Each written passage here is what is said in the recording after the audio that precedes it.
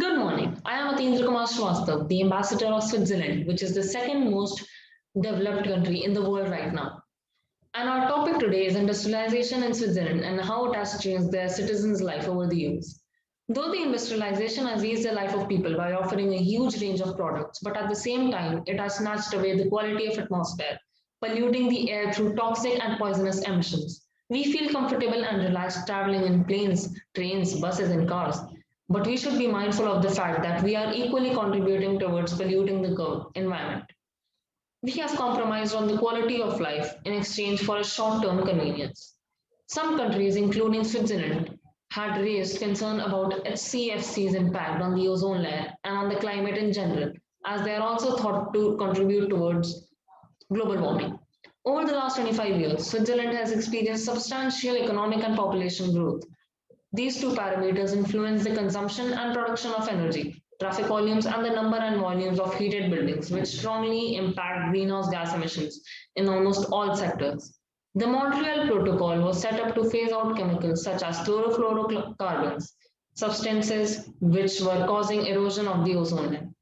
Switzerland commits to reduce its greenhouse gas emissions by 50% by 2030 compared to 1990 levels, corresponding to an average reduction of greenhouse gas emissions by 35% over the period of 2021 to 2030. By 2025, a reduction of greenhouse gases per 35% compared to 1990s levels is anticipated. Carbon credits from international mechanisms will partly be used.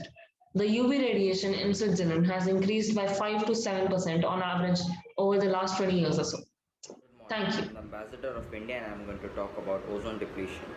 According to S.K. Srivastava, head of the National Ozone Center in New Delhi, there is no trend to show total ozone depletion over India. Total column ozone data have been recorded over India for a long time.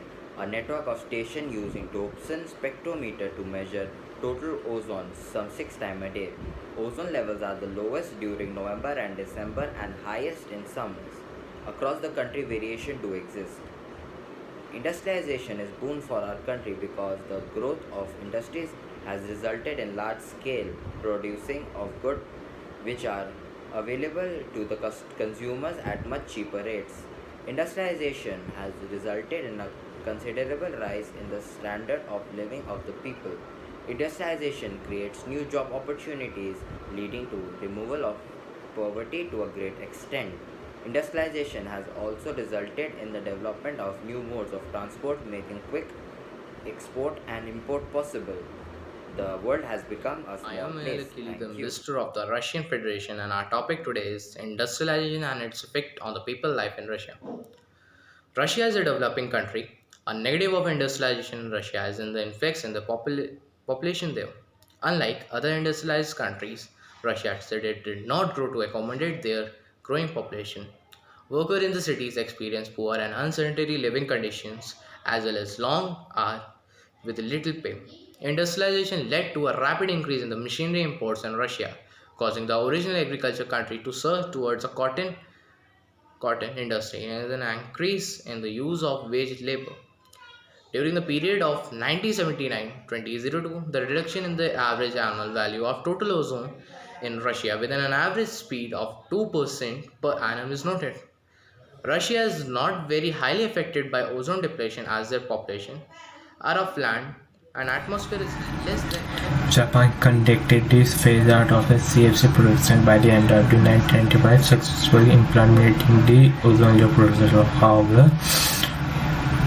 However, CFC that has been dreadful products are still used in a large quantity in Japan, mainly the refrigerant sector. The estimate of CFC which remain in some product and accumulated approximately 22,000 tons at the end of the year 2000, and the resident CFC installation forming approximately 40,000 tons. By calculating based on the methodology of the 1996 IPCC guideline, the amount of CFC stockpile in solvent and HVOL, the sector is estimated to be negligible small compared compared to the above mentioned two sector. Ozone layer production law. The purpose of this law is to ensure the appropriate and smooth implementation of the Valley Convention and the Moratorium Protocol in Japan by introducing quantity regulation on ODS production and the reducing and requiring ODS user to undertake effect of for SMS reduction and rationalizing its utilization. In compared with the provision of this law, CFC production in Japan has been completely phased out by the end of the 1995. In the 1989, the guidelines of the emission reduction and rationalization were published in order to encourage the ODS user in making the spontaneous effort toward the fulfilling of the law purpose. My name is Nitish Kumar. My topic is Australia is a developed country. The land down under was widespread industrialization and provides quality health care for the majority of its citizens. Australian was enjoy a higher quality of life than some other countries. According to the Organization of Economic Cooperation and Development (OECD), citizens of average graded their contentment with life as 7.3 out of 10, which is a reasonable by better than the 6.5 global average. Australia is one of the wealthiest Asian Pacific nations and has enjoyed over 20 years of economic growth. Australia was a higher average life expectancy of 85 years, much of which can be attributed to its excellent healthcare system. The country's infant mortality rate is a 3 per 1,000 live births, one of the lowest rate in the world as of 2019.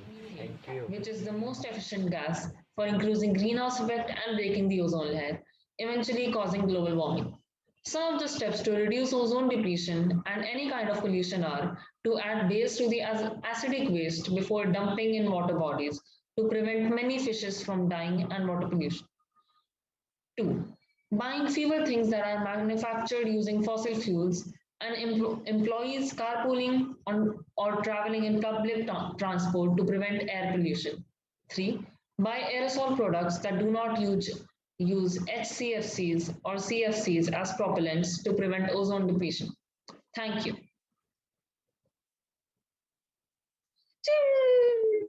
Let's go, baby. Let's go.